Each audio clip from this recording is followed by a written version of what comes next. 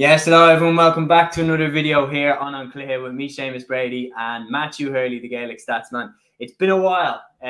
Certainly I've been up to a lot in my life, moving out to Galway. I've been very, very busy, but I'm delighted to jump back in for another episode of Matthew. Matthew, it's been a while, probably 2 weeks, but it feels like a long time. I mean, a lot's happened in the GAA world anyway. But how have you been yourself? All good? Yeah, all good, James. Thanks for having me on. Again, busy enough now with the Cork Championships beginning and things like that as well. And there's other club championships up and down the country. Hard to keep track of it all, I guess. There's a Kerry final next week, obviously. There's a few other games here and there. Squeezed in. I watched the Dublin game on Saturday between Kilmacud Crokes and St. Vincent. So good enough football in that day. Shane Walsh wasn't playing. Paul Mannion was. Kicked some nice scores in that particular game. And the Cork Championships have been very good down here as well. And looking forward to getting into the chat. Certainly. Well, there is only really one place to start. I mean, that is with the managerial merry-go-round. We are going to run through the club championships as well, the headline results over the weekend, including David Clifford scoring 3 out, including Ballygunner looking like they might be about to complete 11 in a row, and Kilmacud Crokes, of course, picking up a win in the Dublin Club Championship as well, and Clare hurling 2. But we're going to start with this. Colm O'Rourke has stepped down as Meath football manager. Now, he was at the helm, of course, and won the Tailteann Cup 2 years ago. But this season has just been an absolute disaster for Meath. And O'Rourke steps away, and it really is, in my opinion, Matthew, a sobering moment for Meath, because O'Rourke, to me, at the time that Colm O'Rourke came in, it made sense that Colm O'Rourke would come in. Like when Colm O'Rourke first got the job with Meath, I was like, you know what, yeah, that makes sense. It's the perfect appointment for where we are right now. Like, O'Rourke had managed Ireland in the International Rules Series against Australia. He is a Meath football legend. He would be one of the first people you'd think of when you think back to their glory days in the 90s. He comes in, first year, okay, and then they win the Tailteann Cup, a sunshine day in Croke Park, but 2024 just didn't go their way at all. Never really got out of the traps. And now he stepped away, and it really, for me, is where do they go from here? Yeah, it's hard to know, James, to be honest with you, because Colm O'Rourke did say after the Monaghan game in the All Ireland series that I may as well stay because this is a 5-year project, and within a few months he's gone. And it's just, I don't know, a lot of people have been saying to me on direct messages and things like that maybe player power is taking over, maybe the players didn't want him. Obviously, we can't speculate over this.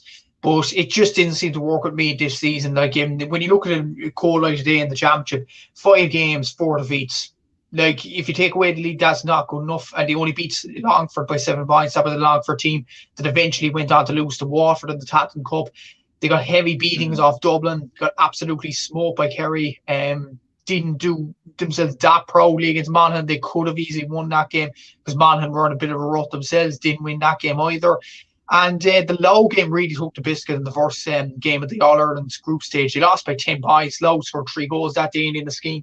And it looked like Lowe were just a much better team than Meath. And it was just disheartening from a Meath point of view, I would imagine, to see that, because Lowe, in no disrespect, they played very well this season, but you would have imagined with the underage success that Meath would have had, with the Tailteann Cup success they would have had, they would have pushed on even more. And that defeat to Lowe was kind of a kick in the teeth. And it was just like, is this project working under Colm O'Rourke? In the league, it seemed positive enough. They had draws against Cavan, performed well in certain stages, performed well against Donegal, I recall, in the league as well. Got a bit of a beating off Armagh, but we're still competitive in games. Obviously beat Loud as well in Cartalton in the league as well. And we were thinking going into the championship after the Loud game, okay, they might put up a test to Dublin if they try a few things, but Dublin just ran all over them. And you were at the game, Séamus, and you were telling me that Meath, it was almost like they were kind of content in a way just to lose that kind of game. And to me, once I heard that, I was just like, where's this project going? Like, especially when you look at other teams like Clare putting up the Kerry and Munster, Cork putting up the Kerry and Munster, Louth themselves putting up the Dublin and Leinster, and you're thinking, why didn't Meath put up the Dublin? is there something going wrong behind the scenes here? So I don't know. Something was really, really off with Meath this season. But then again, Conor Gray was missing through injury this season. Jack Flynn was missing because of personal family commitments as well. A few injuries here and there for Meath. So maybe Colm O'Rourke could count himself unlucky. But maybe his post-match interview against Monaghan was the final nail in the coffin, because I think that was just, it was just sounded a bit strange from a guy that just went out of the championship in probably a low expectation kind of a fashion, in losing to a Monaghan team who themselves were struggling as well. Yeah, no, big time. Like, I think when you look at, for example, O'Rourke's demeanour after defeats, like when Meath lost to Dublin in the Leinster Championship, and I use lost there very kindly, like they were swept aside by Dublin in the Leinster Championship with minimal fuss. But I think when you look at it this way, O'Rourke, his demeanour in the post-match press conference after that Dublin game, I remember I was there, he just seemed like he was fully expecting to be in the position that he was in. And I think, like, I never want to be too harsh on people, but that was, when you look at O'Rourke's reign, the most damning thing about it, which means I'm not surprised that he stepped away, is their record against Dublin. Because, you know, the whole concept of, well, Meath can compete with Dublin and Kildare can compete with Dublin, like, I think Louth have completely shown both of them up. Because Meath and Kildare have both had, you know, huge success at minor and at under 20 level.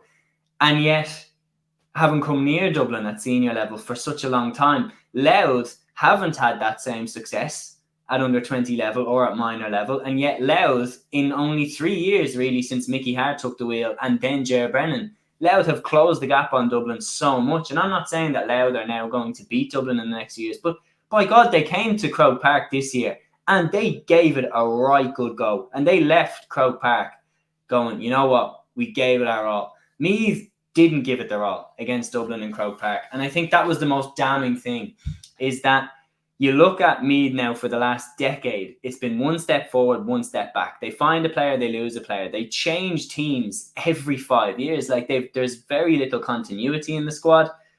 I think their next managerial appointment, they need to get it spot on. And they need to keep consistency in the team, because as a dub, watching Meath play against us, they've had a new forward line every time they've played us. 1 year, Mickey Newman's the main man. Next year, Ben Brennan's the main man. Next year, Thomas O'Reilly's the main man. Next year, it's Jordan Morris. Like, they need to keep that continuity of having the same lads in the team so that they can build something. And their next managerial appointment needs to be crucial. Who do you think it's going to be? Put it in the comments below. Let me know who you think their next managerial appointment will be. We're going to jump into the candidates now. So I've seen a list on the 42. Big shout out to that. If you aren't subscribed to the 42, make sure you do, because it's really, really worthwhile. The top one that I seen was Robbie Brennan. He was the first name that was listed as a potential replacement for O'Rourke. Robbie Brennan, of course, All-Ireland club winner with Kilmacud Crokes. And then, you know, you could argue might have done it again if they had got over Glen in the semi-final. Bridges would have been some test in the final, no doubt, but they would have fancied their chances. Robbie Brennan for the Meath job? I think that would probably be one of the right candidates to go for from a Meath point of view, because he's shown that he can win things as Kilmacud manager as well. And when the backs are against the wall for Kilmacud in each and every game against Dublin, he still finds a way for his side to go on and win it. So I think the main example was the Raheny game last season, where Raheny nearly had that game by the scruff of the neck, and then Kilmacud find a way to get that equalising goal to take against the penalties. Obviously, they win that as well. I think what we need now is not just like, they've tried so many different approaches now. They tried a guy that went hard on the team in Andy McEntee. Did that kind of work? Probably not. They went with kind of youth in Mick O'Dowd, didn't really work as well. Then you look at Colm O'Rourke as well. They went with youth again, didn't work. I just think they need a manager now that knows how to get wins over the line. I think Robbie Brennan is kind of that coach when you think about it as well. Like he's done that job at Kilmacud Crokes as well. You could argue, yes, he has the players like Shane Walsh, Paul Mannion, but he has made players like Tom Fox, for example, Shane Cunningham, Craig Diaz, who was in the Dublin panel a few years ago, perform above themselves. And I think that's what we need as well. They need the likes of Conor Gray to step up if he plays next season. They need Owen Frayne to step up. They need Matthew Costello to be a bigger player as he ever has been before. They need Jordan Morris to step up as well. They need other lads like Donald Keoghan to lead the team by example as well. They need James Condon to realise his potential. They need all these players to step up. And I think Robbie Brennan has done that with Kilmacud Crooks, with similar types of players. If you take out Mannion and Walsh, he's done it with Tom Fox. He's done it with Shane Cunningham. He's done it with Theo Clancy. He's made Theo Clancy a better fullback than he has ever become before. Cian O'Connor has gone into the Dublin, in and around the Dublin panel because of Robbie Brennan. Conor Ferris has been a better keeper because of Robbie Brennan. Craig Diaz is a better player, better club player anyway, because of Robbie Brennan's influence. So I think he'd be an ideal candidate for the Meath job. And yeah, I think Meath should go for him. Yeah, I think it's an interesting one, especially when you consider, do you know who he's worked with at Kilmacud Crokes really, really closely the whole time? Bernard Flynn. Yeah. Bernard Flynn has been the assistant coach, and Bernard Flynn has also been thought by a lot of people as being an interesting candidate for the Meath job as well. So I could see Robbie Brennan going in as a double act with Bernard Flynn. And on top of that, like, Robbie Brennan would know all you need to know about Paul Mannion, about Theo Clancy, about future Dublin stars in that team. And I think he would be a really, really interesting candidate for that Meath job. Cathal O'Brick, Micheál McDermott, Lara Wall, they're all other names that are linked with the job. I've gone with a rogue shout of Liam Hayes as well. Like, Liam Hayes is, very, very, often spoke out about what he would do in the Meath job and everything like that. Are there any of those names that you would be interested in how they would get on in the Meath job?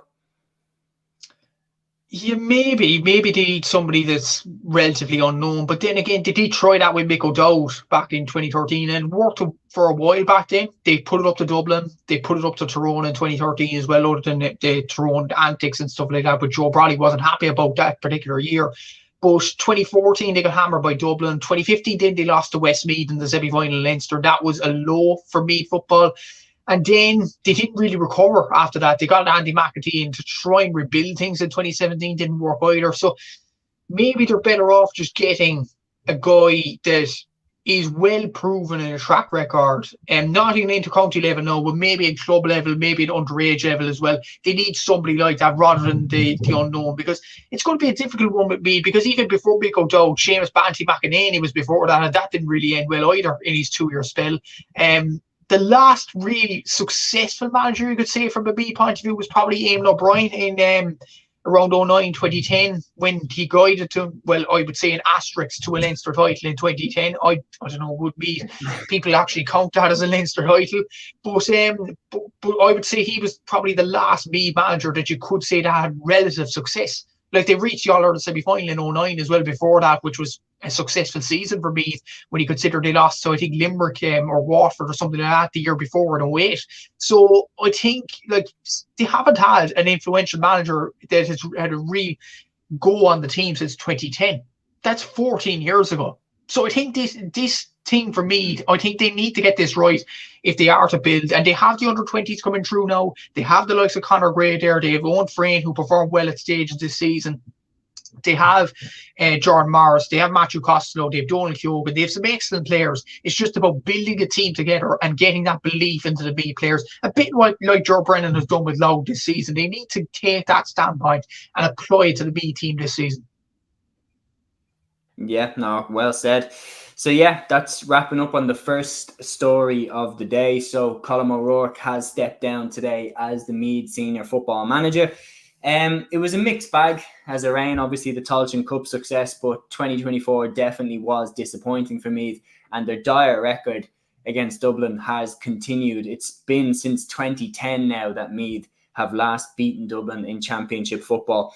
And in my opinion, they need to take a real leaf out of Louth's book. When you look at how Louth have turned themselves around in just 3 years from being a Division 4 team to a Division 2 team who've made back-to-back Leinster finals. And this year, Louth came with a game plan and they really, really put it up to Dublin in that Leinster final. And Mickey Hart and then Jared Brennan have done sensational work without a backlog of success at minor and at under 20 level. They just came with a game plan and they believed in the structure that they're playing with, and everybody works so hard for the team, and there's continuity in the team as well. There's not a massive turnover of players every year. Me personally, I would go with Robbie Brennan as the new Meath manager if he wants the job, and Bernard Flynn as his right-hand man. I think that pairing could have real potential for Meath, and hopefully they can close the gap on Dublin quick, because the Leinster Championship needs Meath.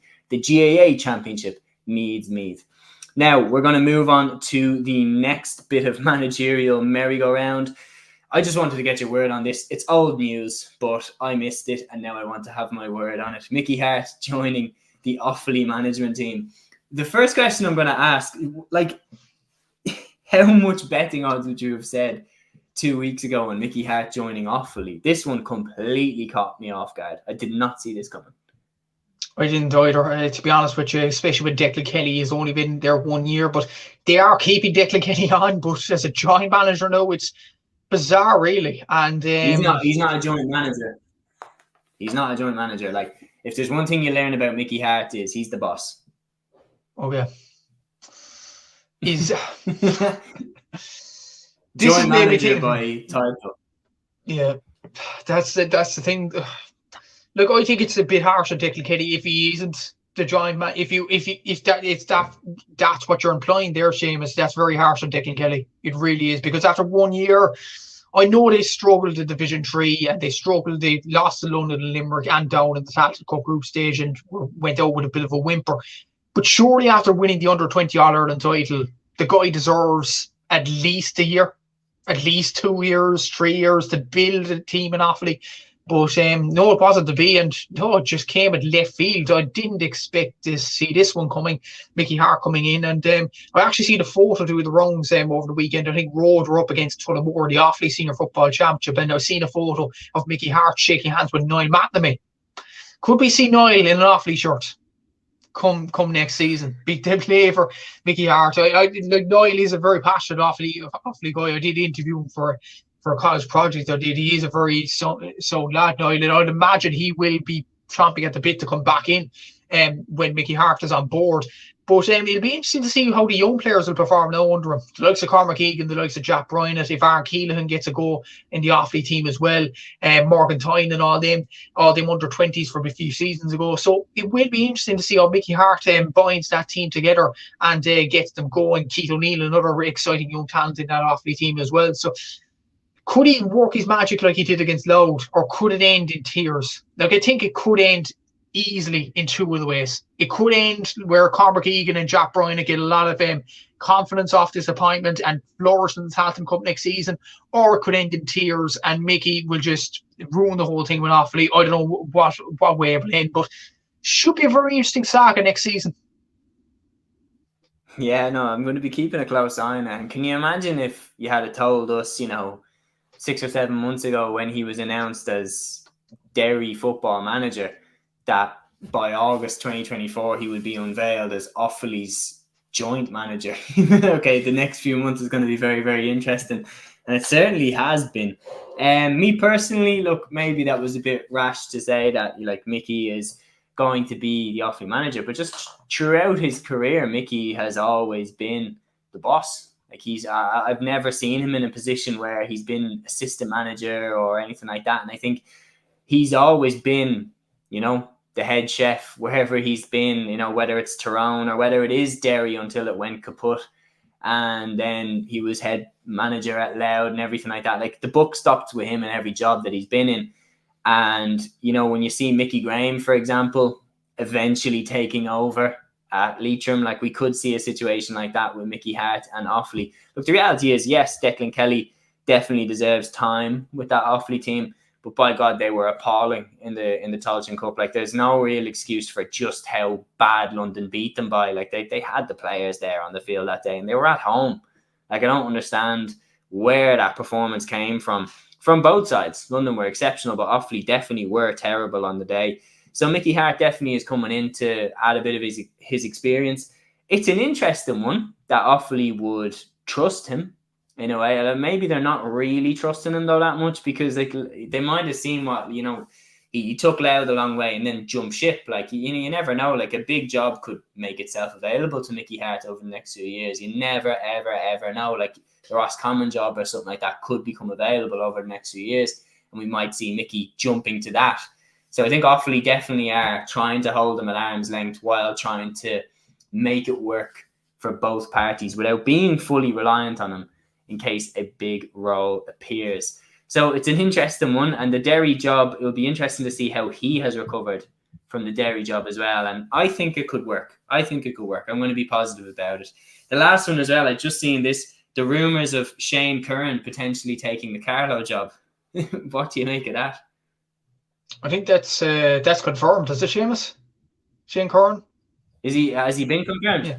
I think it's been confirmed, yeah. Shane K. Curran, the Roscommon former goalkeeper, is now the Carlow football manager. Yeah, I think that was confirmed last week as well. Yeah, it's a interesting one. He is a character, and I think he will come up with a load of good lines in post-match interviews. But look, jokes aside, I do think this is a good appointment for Carlow. He is a born winner, obviously, has done well for Roscommon. He is a legendary goalkeeper, has what it takes as well. Maybe this could be a good job for both parties as well, because Carlow needs a bit of a boost after Niall Carew stepped down as well after a few years in charge. And yeah, maybe this will bounce Shane Curran's career up as well, because this is his first really big job in a managerial terms in senior and county level. So I think this could be good for both parties, and maybe he could get the best out of the likes of Jordan Morrissey, the likes of Conor Crowley, Josh Egan coming through the ranks as well. I think he could get the best out of those players with a legendary figure that Shane Curran is. And yeah, it could be good for both parties, that one. Yeah, no, definitely could. I'm interested to see how it will go. The last bit of managerial activity that we're going to talk about, because it is fresh off the press, like literally 2 minutes before we started recording, I've just checked my phone there. It is official. Fergal Logan and Brian Dooher are both gone from Tyrone. So, I mean, like, that definitely is big news. It's not really a shock, is it? I mean, we're talking Fergal Logan and Brian Dooher obviously stepping down from their shared role as Tyrone bosses. I'd just be interested to know what you think. So obviously Fergal Logan and Brian Dooher both stepping down from Tyrone. They won the All-Ireland in 2021. Since then, it hasn't really been great, if Tyrone fans are going to be honest. Like, they haven't achieved what they're capable of, in my opinion. Like, especially when you looked at 2021 and you looked at the depth of the panel that they had. You know, there's definitely another All-Ireland in the football that Tyrone, in the footballers that Tyrone have right now. What do you make of Logan and Dooher's tenure as Tyrone bosses? Ultimately, it has to be considered a success because they got to Sam Maguire in 2021. Although in the last 3 seasons, and I said this about Tyrone on Aaron's channel and your channel as well, and my own channel as well, is that 2 appearances since they won the All-Ireland in Croke Park, they got battered both times against Kerry and Dublin. They got battered, absolutely battered. 1 quarter-final in 3 years. And even that game, they got battered, obviously, by Kerry in that game. But I remember you and me were live reacting to that, and that was just such a shock to the system, really. It was just a poor performance from a Tyrone team who usually put it up to Kerry in Croke Park. And especially the year in 2022, they got absolutely slapped up by Derry. I remember the Ulster Championship. And that was just like, Sean Kavanagh was saying I distinctly remember this on the Sunday game afterwards, because it was fresh off the bat in my memory. Sean Kavanagh said that this could be a waking up moment for Tyrone footballers, a bit like the Laois game was in 2006 when they won the All-Ireland in 2005. It just didn't, though, in the next 2 seasons. Like in 2023, yes, they reached that quarter-final against Kerry, but in that game alone, they were absolutely terrible. This season, they got 2 wins in a row. They got a bit of consistency against Clare and Cork, but you could argue with the Cork game, if the Chris O'Jones black card didn't happen, could we have seen a different result that day? And then against Roscommon at home, I watched that game back as well for doing quarter-final previews, and their shooting that day in home was absolutely dreadful.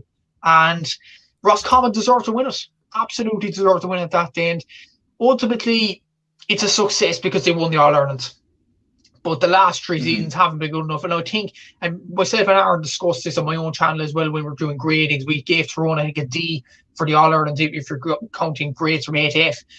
And we were saying that it isn't the players, because you have Darragh Canavan there, you have Ben Cullen, you have Con Kilpatrick, you have Owen McElhone coming through the ranks, you have Shea O'Hare, you have Darren McCurry, you have Niall Morgan, some exceptional players there. Colin McShane, when he's on his pomp, is a very good player as well.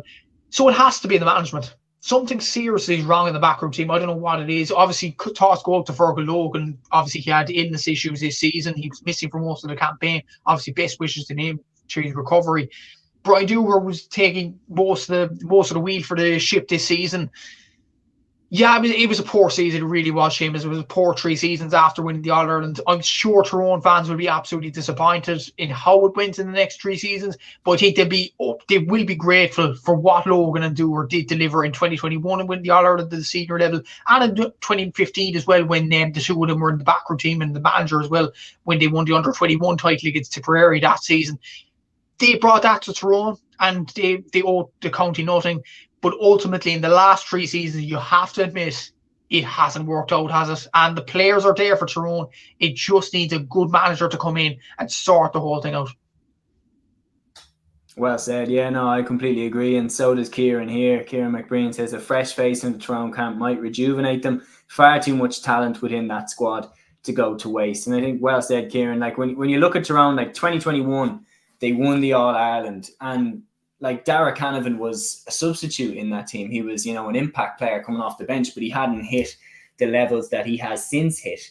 But then, you have Darragh getting to his best. Then you also have like Rory Canavan, Shea O'Hare, Owen McElhone, all these superstars coming through that Tyrone have right now. They cannot let this team go to waste. They can't. They, on top of all the young talent that they have, they still have some cracking players like Niall Morgan, Con Kilpatrick, Brian Kennedy, like Kieran McGeary, Peter Hart, like Darren McCurry, Colin McShane. Like, they have an absolute embarrassment of riches there. They need to make sure that they get this next appointment right. And I would be interested to hear from every Tyrone fan as to who they think should take the wheel next, now that Brian Dooher and Fergal Logan are just gone. Me personally, I'd go with Enda McGinley taking the role, and Stephen O'Neill maybe as his right-hand man. I think that would be a very, very good partnership in the Tyrone senior management. All in all, I think that Dooher and Logan have to be considered a success, but not as successful as they could have been. Winning that All-Ireland definitely means, you did bring Sam Maguire home while you were managers, but the 3 years since haven't been good enough. And the Roscommon defeat this year was a real low point for Tyrone, which definitely made it feel like the end of an era. And it is the end of an era. Tyrone fans, let me know in the comments, who do you think will be the next manager? So that's the management chat all wrapped up. We're going to move on to the highlights from some of the club championships around the country, starting off with hurling action from the Clare Hurling Championship. Obviously, the big game that everybody was talking about was shown live on TG Car on Sport, on GAA Bio, That was the Clare Hurling champions Clonlara, with stars like John Conlon in the side, versus Éire Óg Guinness with stars like Shane O'Donnell in the side. Obviously, the front runner for the hurler of the year, and he hit the back of the net with the crucial score as Éire Óg defeated last year's champions. Big result for Éire Óg Guinness. Massive results, yeah, and it was considered a shock by some people in Clare. Obviously, I don't follow much of the Clare Championship now, but judging by the Clonlara were the champions last season, have influential players like John Conlon and their Dermot Stritch, all them brilliant talented players, young and old. It was a kind of a shot that Éire Óg Guinness got over the line, but Éire Óg Guinness have some good players themselves. Obviously, as you mentioned there, Shane O'Donnell, hurler of the year candidate without a doubt. David Reedy there as well in and around the panel is a very good player from a Clare point of view as well. So yeah, it was a good result from Éire Óg Guinness. A well taken goal by Shane O'Donnell yesterday, and he has confirmed that he has talent, as shown in the Clare Intercounty team this season. What a talent he is! A brilliant goal to wrap up a brilliant win for Éire Óg Guinness, and I'm sure that will be a positive for them moving into the Clare Championship further on into it. So a good result for Éire Óg Guinness there. Good results as well for Oina Kilnamona beating O'Callaghan Mills. They have some serious players. Oina Kilnamona, they beat O'Callaghan Mills 219 to 9 points. some very good players like David Fitzgerald, who's again hardly your candidate. You have Abe McCarthy there in that team as well. You have, I'm not sure off the top of my head who's there for Monacan, or Eamon Foodie in goal as well. So they have a serious team, and I think they will be up there to challenge for the Clare Senior Hurling Championship honours this season. Cratloe had a really good result against Carfin as well, 423 to 19 points. That's a serious score to put up, in fairness to them. And Kilmaley beat Fecal 22 points to 21. That was a very, very good result, in fairness to them as well. And Newmarket Fergus beating St. Joseph Stewart Bearfield 213 to 114. Good results. Scarf and Broadfield drawing 118 to 215. I heard Scarf have some very good young talent, including Mark Rogers in that team. So maybe they could be a candidate for the Clare Championship as well.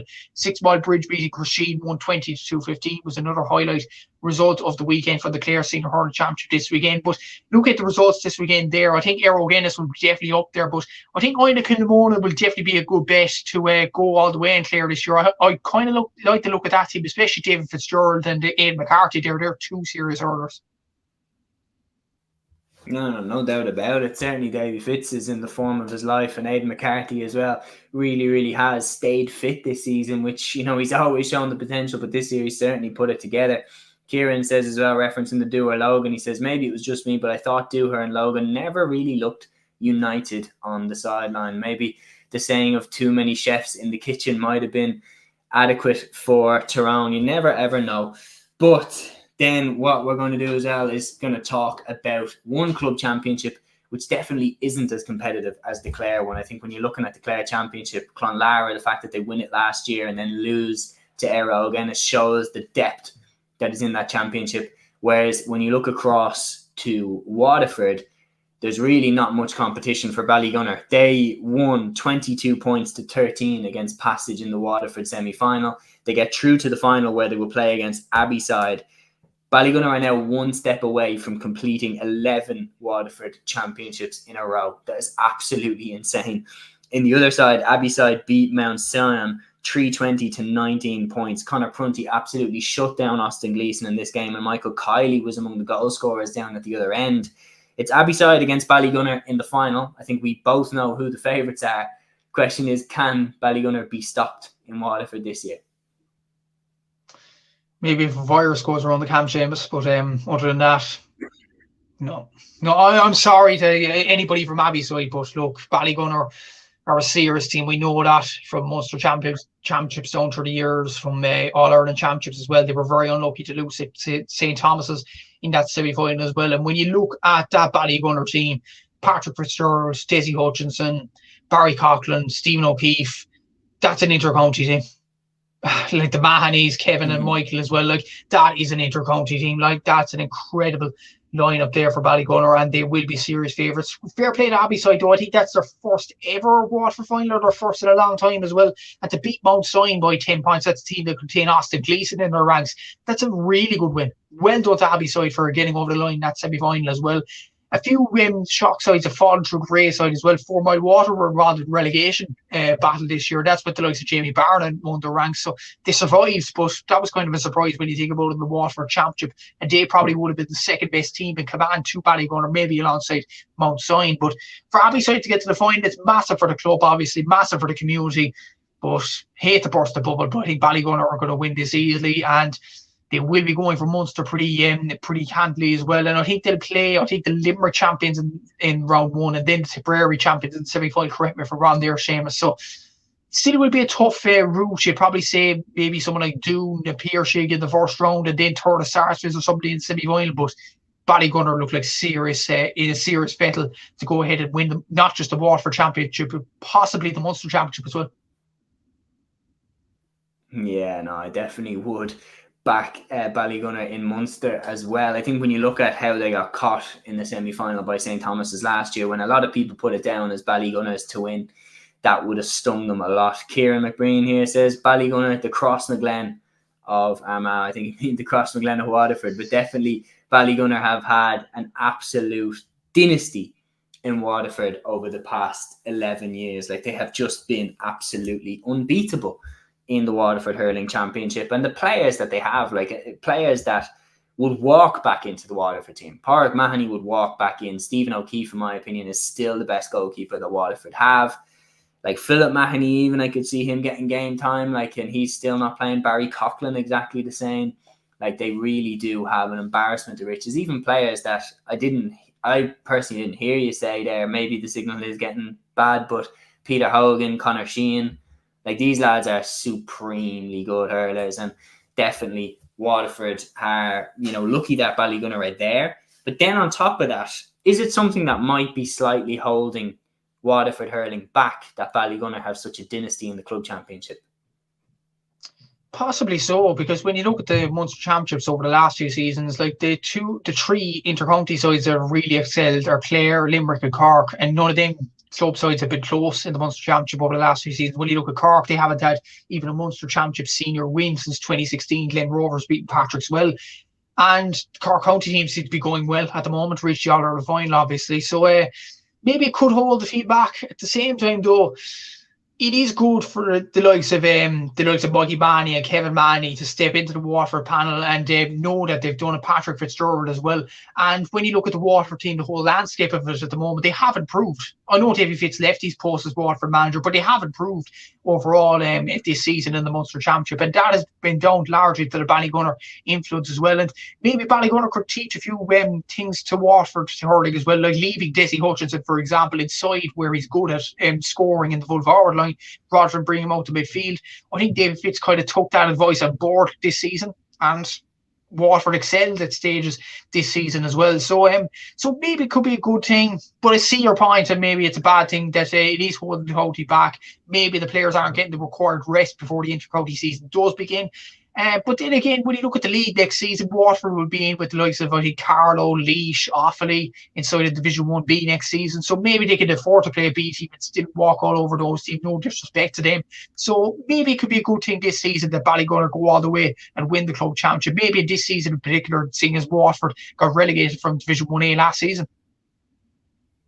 Yeah, well, I do want to stress that wouldn't put the blame on Ballygunner at all. I would more look at the clubs who haven't stopped Ballygunner over the last 11 years. Like, it's up to those teams to raise their level in order to match Ballygunner. I'd be looking at some traditional clubs, some traditional powerhouses like your De La Salles and everything like that, and saying, come on, up your levels here to get up to Ballygunner's pace.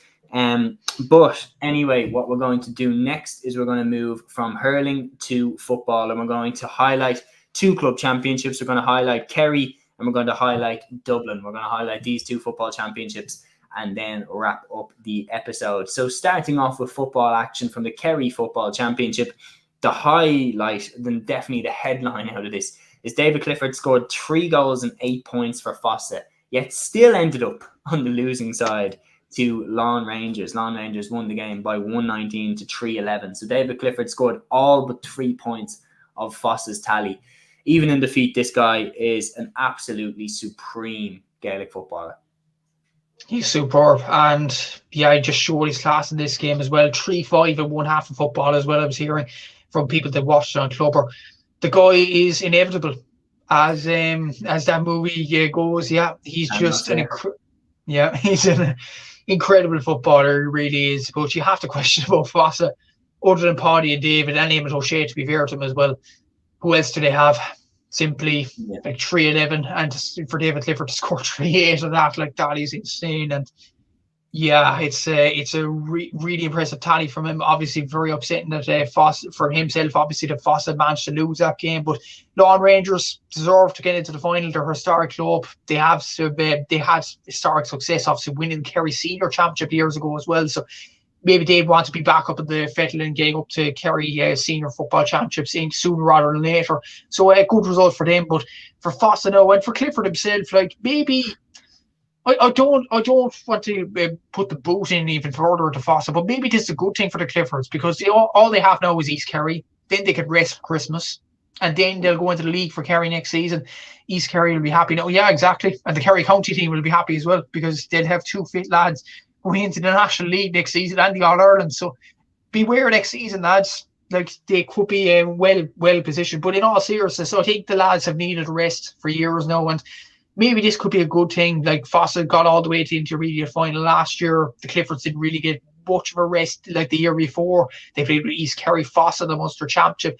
Then they went on a full All-Ireland series with Kerry, and we were questioning, did they get enough rest? They have enough rest now in the winter, and I hope David and Paddy go on a holiday summer in the winter, spend time with their families, something like that, because they've been around the block for so many years now, and they owe the sport nothing really, and they'll be energised for the National League next, and I think every other county team will be quaking in their boots now that they've got the rest for the winter now. But yeah, it's a good result for Lawn Rangers. They're in the intermediate final against Austin Sack. So sorry, Kerry Club will be coming back up to the senior championship, but the 9th best team in Kerry will be going to the intermediate All-Ireland series. Take that what you will, James. Look.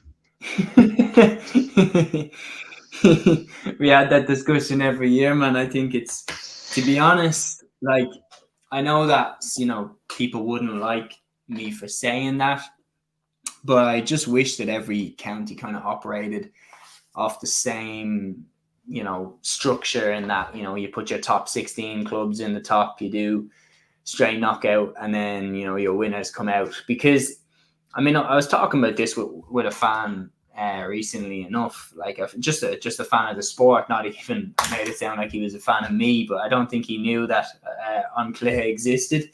But I was just having a simple chat with him, and it wasn't in any way bad spirited. Like, we were both just having a debate, and we were talking about the club championship, and he said his favourite structure is I think it was either the Dublin or the Derry football structure, and I said my favourite structure is the Tyrone one. And he was saying, no, he doesn't like that one because, teams lose once and they're out. And he was saying, well, why should that be acceptable? And I said, well, the thing is with groups, you're leading the way for dynasties. The biggest clubs will always win when you play group stages and then quarterfinal, semi-final, final. The only clubs who can beat a Kilmacud Crokes are also big clubs. A lot of people are making out like, oh, Raheny, that was a huge shock that Raheny got close. Raheny are a big club. Like, Raheny aren't, they're no small club that just, wheeled out a 42-year-old at cornerback for one more year. Like, Raheny are a good club. They have some of the best players in the country. They have Brian Fenton. Brian Howard was injured. Sean McMahon is there at fullback. They have Robbie Henley in goal from Mayo. Like, they're no, they're no slackers. Like, they're a good side. They put it up to Kilmacud. But the smaller clubs in Dublin, it's you're not beating Kilmacud. And even if someone absolutely shocks them one year, if it's in the group stages, Crokes will just win the other 2 games and get out of the group. You have to beat them more than once now in the championship in order to knock them out. And I just feel like in this championship, the way that it's structured, the way that it's set up, it's in favour of the bigger clubs usually coming out on top. And when you highlight, how many, titles have St. Thomas has won in a row, how many have Ballygunner won in their own home in Waterford, how many have Ballyhale Shamrocks won in the last 10, 15 years in Kilkenny. Kilmacud Crokes did back-to-back doubles in Dublin. You go to Cork again, it's usually, your Castlehavens, Nemo Rangers, St. Finbars who come out on top. Like, it is, when you set up groups, in my opinion, it's tipping the balance in favour of the bigger teams because they have a bit of a safety net. I'd be interested to get your take. Do I necessarily agree that it sets up dynasties? It does in some counties that you named there, in Dublin and Galway, in Waterford, but in Cork it doesn't necessarily, in my opinion. Like, when you look at the hurling for the last 5 years in particular, there's been 5 different winners in Cork. So I don't think it's necessarily building a dynasty. And as well as that, the bigger teams always come out top. Like, the Bars are out of the hurling championship in Cork now because this weekend they lost to Father O'Leary's, which was obviously the final nail in the coffin this week. So they're out of the championship, but they're probably the best group of players in the county when it comes to hurling in Cork. And they're out of the group stage. Nemo Rangers went out in the group stage in the football a couple of years ago, losing to Valley Rovers and to Douglas. St. Finbars themselves in the football lost this year to Mallow. Castlehaven, yes, Castlehaven won it last year and look like they're a serious fettle this season. But Castlehaven won their first title since around 2012, 2013 in 2023. So that was still a long, long distance for them. And when you look at other championships as well that have group structures, Mayo have, if they're sharing it about, I'd imagine as well up there. Trying to think of other championships that have group structures as well. Kerry themselves, you could argue they have a group kind of structure as well. And you had Austin Stacks and Kieran Rahilly's senior champions from respective seasons then go down the next respective season. So that was competitive in its own right, but that's maybe because Kerry have a confined championship with 8 teams. Clare, when you looked at this weekend, Clonlara losing the Aero Guinness in the group stage. That was a shock. So in some counties, you have shocks that happen. I just think it's the competitiveness across the counties. It's down to the other county teams, in my opinion, to see if they can go up another level against them and test them a small bit. Like Galway doesn't seem, even though St. Thomas's did lose in hurling this weekend, that was quite a shock in Galway. That was another shock, obviously. I don't know, will it have an effect on St. Thomas's towards the end of the championship? We'll have to see about that. In Waterford, yes, Ballygunner, yeah, they need to be tested even more, but that's down to the other teams in and around the county. And Dublin as well, Kilmacud, even St. Vincent's over the weekend. I watched that, and it didn't look like Kilmacud were in any danger of losing that game. So it looks, it depends on the county. It depends on the county championship. Some are competitive, some aren't. I think it's down to other clubs putting up to the dynasties that are there at the moment. That's my own opinion. I still think group stages do work. I think Tyrone's kind of works as well for a certain extent for probably the entertainment factor of the championship. But in terms of getting through Ulster and the All-Irelands, I don't think it's an ideal way, because like in the Tyrone Championship, you have to be on it from the last 16 game to the final.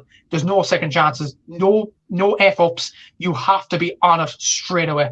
And then in the Ulster Championship, I think it's the best structure in terms of entertainment.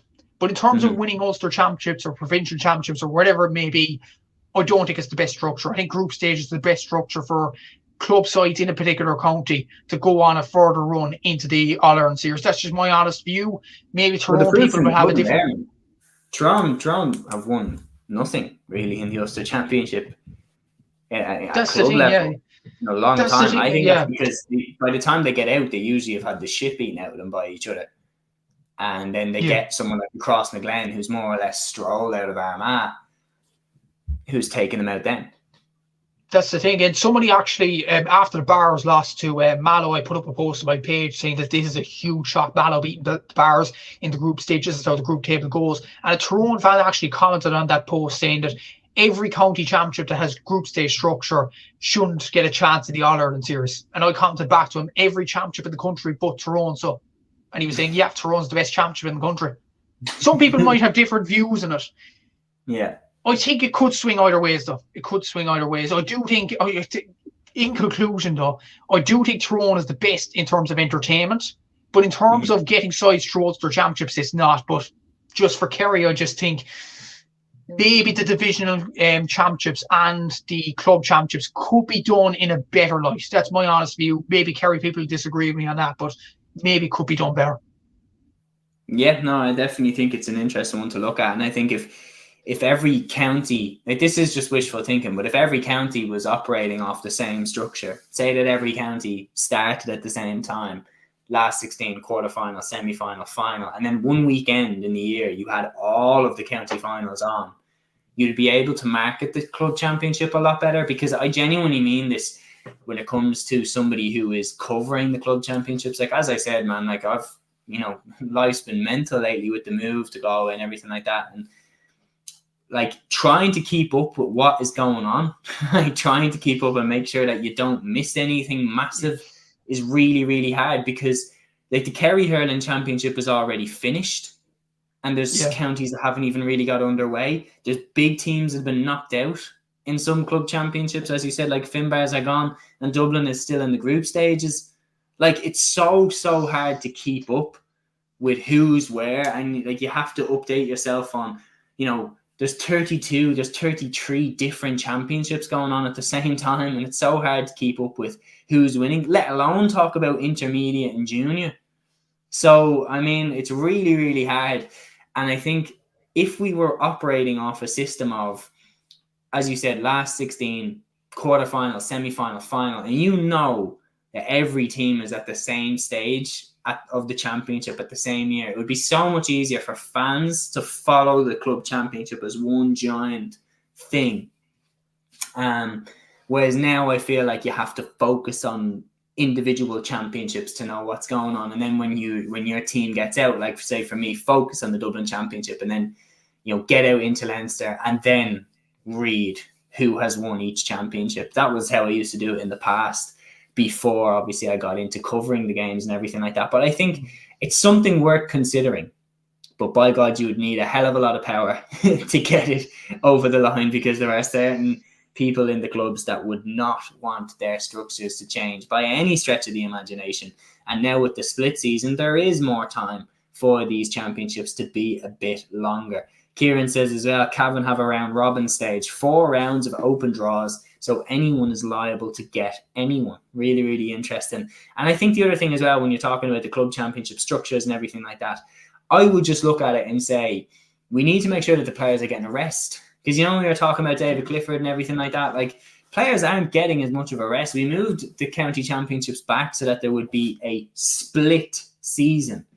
Split, in my mind, didn't mean 7 days, 8 days.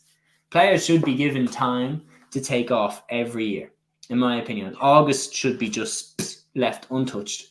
The minute the final is finished, club championship starts in September. Give the players August off so that they can go away with their family, they can go away with their partners, they can go away with their team and live normal lives. Because, as I said, yes, maybe their lives are a little bit more cushy because they play inter-county football or hurling or camogie, but they certainly are not getting paid the same as professionals who put the same work in. So, interesting.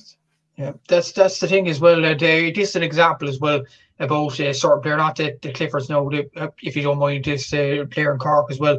Luke Mead, who was on the senior panel for the Cork senior hurlers this season. They reached the All-Ireland final in July, obviously. And he's part of a club called Newcestown, who are in the Premier Senior Championship in Cork in hurling and football. And it's with the same group of players. So he's playing nearly week on week on week. Obviously, there is college divisional gaps. There's a college divisional gap now next week in terms of club sides as well.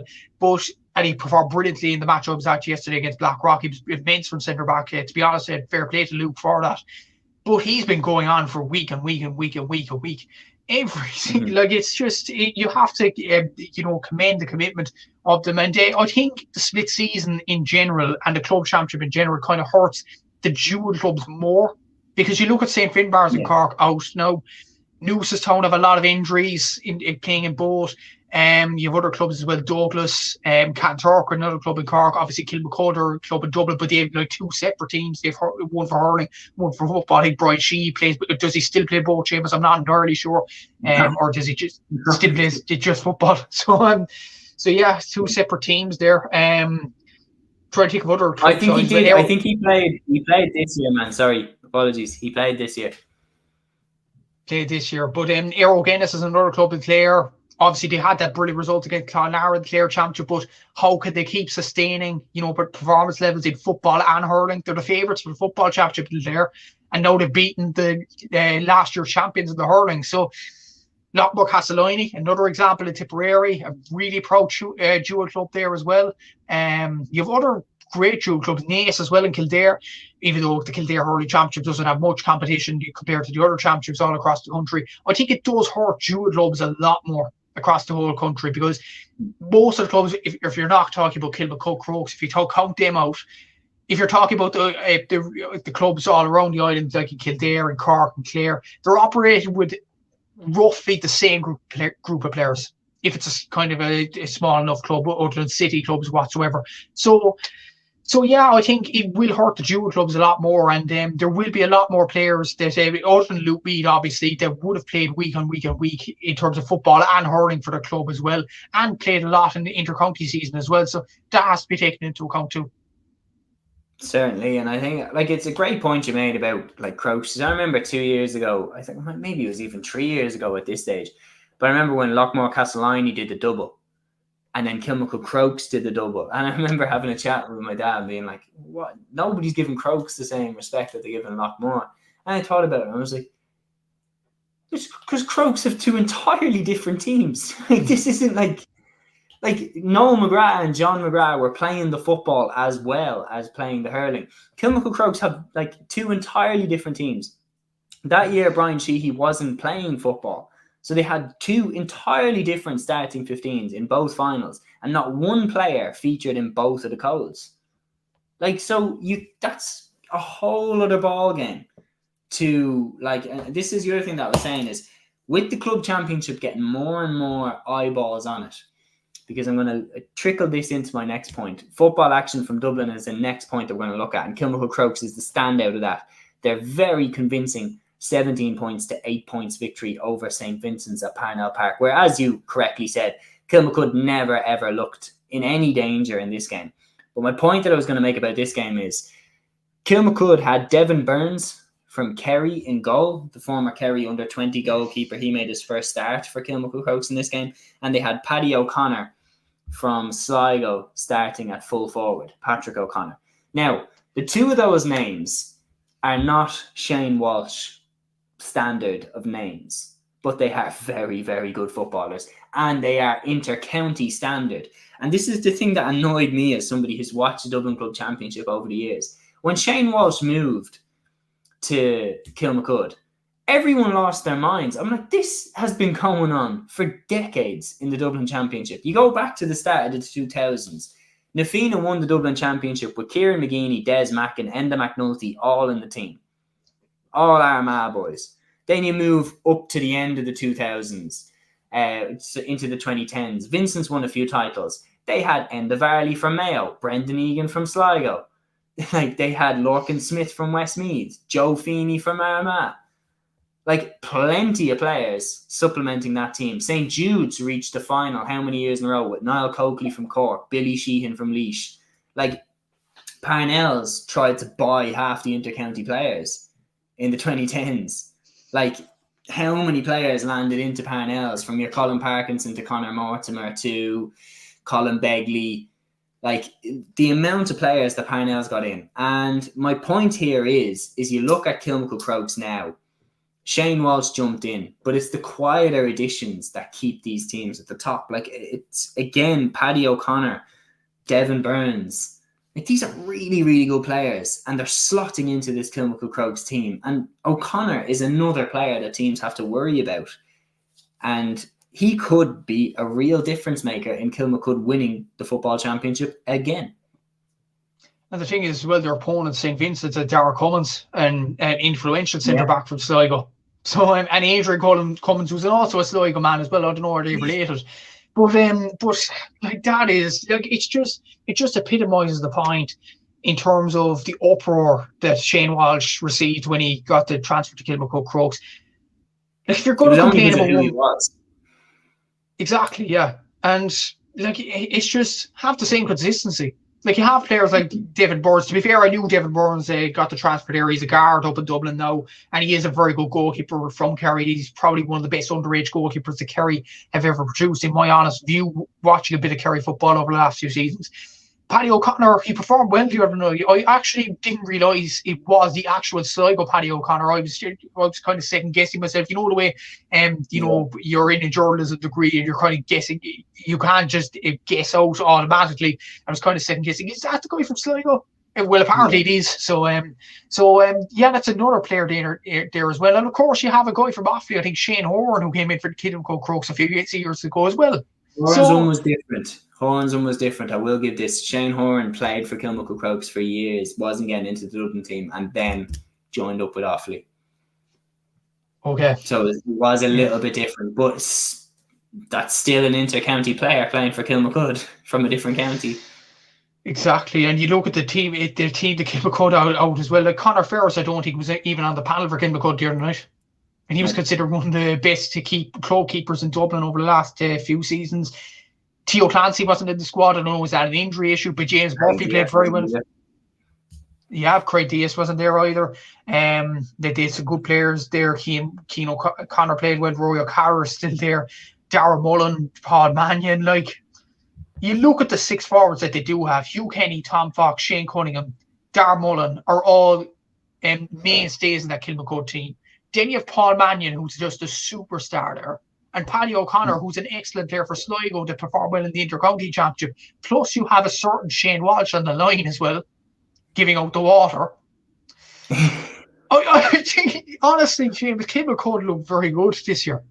And I'm saying this nearly every season, but this is a club's dream to have these sorts of players at your disposal.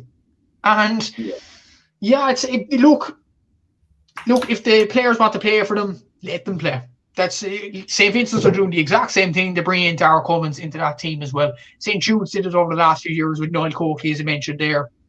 Kieran McGeady went to Dublin to play for a club. Paul Durkin did in the 2010s as well. You had Parnells, as you mentioned, with Colin Parkinson and then Colin Begley and all them joining them. It has happened before. Very common. It's very common. Every club in Dublin does it. Like, I'm not trying to play, victim here or anything like that. Like, my club has lads who play for other counties in our team. Like, Na Fianna have them, Kilmacud have them, Ballybowden have had them, Vincent's have had them, Ballymun-Kickham's have had them. Like, Ballymun-Kickham's had David Givney from Cavan, Owen O'Neill from London, James Burke from Mayo. Like, it's pretty common in the Dublin Championship to see players who play for other counties on the programme. When you get there to the game and you see their name on the programme and you're like, that surely is, it is. Like, how on earth has that happened? Rahenia as well. Robbie Henley joining from Mayo last year was a massive shot in the arm to Raheni's, championship. Didn't Colin Barrett go to Dublin as well? Chris Barrett, he played. Chris Barrett, sorry. Played for Clontarf a couple of years ago. Like, it's really, really common. And it's always a way. And, like, I do want to emphasise that as well. Parnells, look, I probably shouldn't have labelled it the way that I did there in that. But the reality is Parnells recruited a lot of players in a short span of time, and it was absolutely jaw-dropping how many players joined Parnells in such a short period of time. It's been common across the Dublin Championship for years, and the point that I want to make to you is I think the GAA should take note of this, because as you make the split season more permanent and the coverage around the club championships gets bigger and bigger and bigger, and clubbers start covering it, and every county board has their own streaming service covering the games, and more people pay attention to it. What's going to happen is there's going to be more and more and more pressure on clubs to win the club championships. And with counties, there's very strict rules and regulations as to who can swap clubs, who can join different clubs. Who can join different counties, But with the club championship, that seems to fade away. The amount of players that have been able to jump ship to different clubs, and I'm not talking about inside the counties, but like there has been plenty of examples of players jumping to different clubs. And what I'm saying is that when you make the club championship more and more and more important and more spotlight shone on it, what's going to happen is teams don't want to be left behind. Where I live right beside DCU. There's 4 clubs right beside DCU. Ballymun-Kickham's, Whitehall, Columkill, Na Fianna and Vincent's. And it could become a bidding war for some of those DCU players. Do you need somewhere to train? You can play with us. Like that type. That you just wouldn't rule it out. And then you go down to UCD. Which club is right beside UCD? Kilmacud Crokes.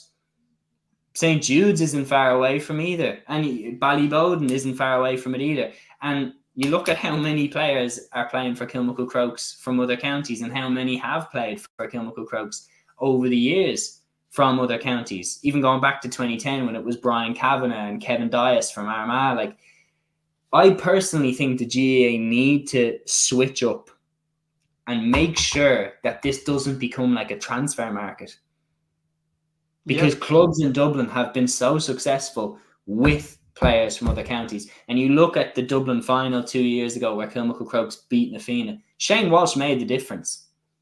If Shane Walsh wasn't on the pitch that day, Na Fianna would have been Dublin champions. Yeah. So, the proof is in the pudding there. And I suppose this is an issue that goes outside Dublin as well when you look at the Leinster Championship, because you're thinking to yourself as a St. Lomans player or a Naas player, or if Summerhill get past in Meath or Dunshaughlin or wherever it is, or RT St. Mary's from Louth, you're thinking, how on earth are we going to compete with these odds? Mm-hmm.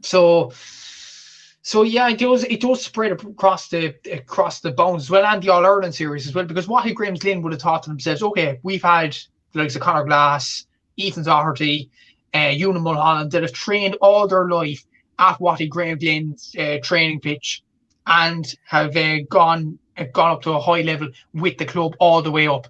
And you have these lads who have just transferred into Kilmacud Crokes and saying, "Oh yeah, we're playing for Kilmacud Crokes, sir."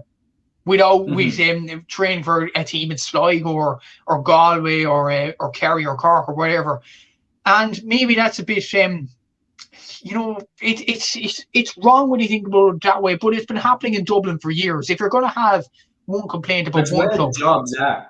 It's not a GAA issue. It's an urban issue. It's the jobs are in Dublin, so people move to Dublin to get jobs. Sorry, I'm not saying the jobs, but lots of jobs and lots of colleges and lots of education opportunities for people will be in Dublin. So when those people move to Dublin, sometimes they can just join a GAA club in Dublin. But when that player is really, really good, who they pick to play for becomes really significant, especially if you're as good as Shane Walsh is. And this is an issue that is outside of Dublin as well. Like you have examples like Johnny Maloney, who's an Offaly inter-county footballer. He joined Moycullen. Moycullen are All-Ireland contenders. On that Moycullen team as well is Owen Gallagher, who's an Antrim footballer. Yeah. And he transferred to Moycullen and then transferred permanently to the Galway senior inter-county football team. But he's from Antrim. Yeah. Like there is examples of this happening outside of Dublin, but it is most prevalent in Dublin. But I just think when you look at the patterns, there's more of a light being shone on it now that we have the split season. More people are watching club games, and I think the motivation to try and get some inter-county lads into your team could become really, really strong. And I think there needs to be rules in place to make sure that teams don't Manchester City this.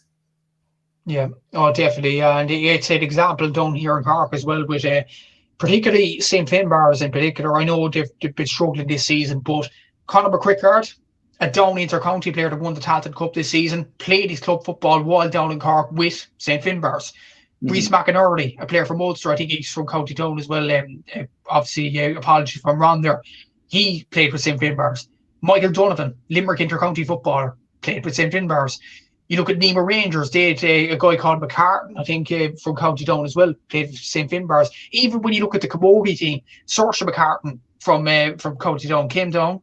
St. Finbarrs club person as well, because the jobs are in Cork City. St. Finbarrs and Nima Rangers are city clubs. And when you look at it in the broader landscape as well, the other probably big team in Cork, containing with St. Finbarrs and Nemo in the football anyway, Castlehaven. And where are they based? In West Cork. Down in the depths where the jobs, there is jobs there obviously, but there isn't as lucrative jobs as there is in the city. So then you have an issue with city against rural. Not just in Cork now, in Dublin as well, I'm sure. Is there any, rural kind of clubs in Dublin? I know you mentioned a few city clubs there, but largely, is there... very few.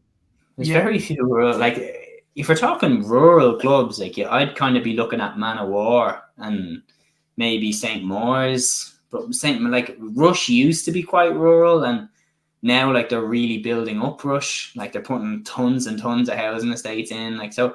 It's going to be really, really interesting to see what the landscape of Dublin club football is like over the next few years. What clubs do really take advantage of, the urbanisation of their areas, and who can get, these clubs involved. St. Pat's Donabate is definitely one to keep an eye on. Like, Pats have a gorgeous setup out there in Donabate, gorgeous pitches, gorgeous clubhouse, and tons of new housing estates and infrastructure going in there in Donabate.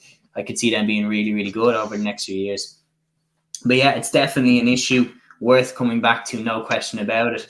Before we wrap up the episode, just going to pay respects. Very, very tragic, heartbreaking story that came out in the GAA world over the last week. Quailon Finnegan, of course, passing away. So just wanted to say rest in peace to Caolan and extend my deepest sympathies and best wishes to anybody affected by this tragic passing of such a young man. Obviously represented Crossmaglen and Armagh at the various levels with distinction, and very, very untimely passing. He battled like a champion, no question about it, but unfortunately passed away. Rest in peace, Caolan Finnegan. Yeah, exactly.